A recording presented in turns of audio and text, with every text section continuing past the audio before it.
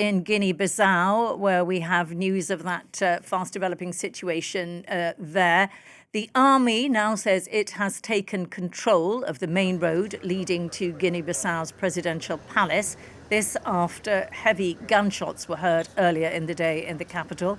The capital, of course, has been in a state of high tension, awaiting the results of a presidential election in which both the major candidates are claiming victory. Hundreds of people have reportedly also fled the capital.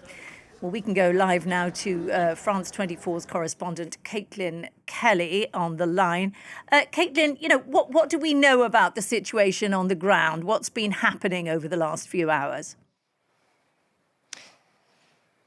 So we've just heard that a group of army officers have told media in Bissau, the country's capital, that they are taking charge, is the word they use, and they've suspended the electoral process.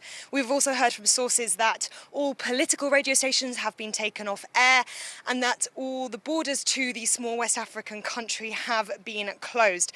There's been no reason given for these events, but we do know, as you mentioned, that earlier this afternoon, gunshots were heard around noon close to the presidential palace and the electoral commission, which caused panic. We heard people were rushing around the streets and pulling their children from school.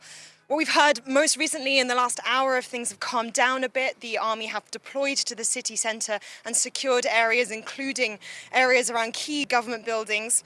According to the incumbent President Mbalo, he and other military officers have been arrested. That's what he's told media, although this hasn't been independently verified. And yeah, this all comes amidst what has been, as you said, a rather tense electoral period.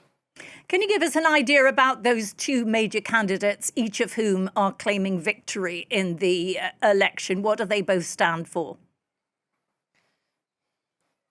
So, yeah, there's been two lots of elections that happened about 3 days ago, a presidential and a legislative election. You have the incumbent Mbalo, who has faced multiple coup attempts and was vying for victory. And then, we also had a second candidate, Fernando Diaz, also declared victory, and this all happened yesterday pretty much. In general, the process had gone peacefully. Our own correspondents were in Bissau and said things went well, but this is a country that's had 4 coups since its independence in the 70s and has generally been struggling with insecurity and is one of the poorest countries in the world. We were due to have results for this election tomorrow, but now with the electoral process suspended and the electoral commission surrounded, it remains to be seen what will unfold. OK, well, we'll leave it there. Thanks very much for that, Caitlin. Caitlin Kelly there with the latest. And of course, we will be following the story on France 24 throughout the day.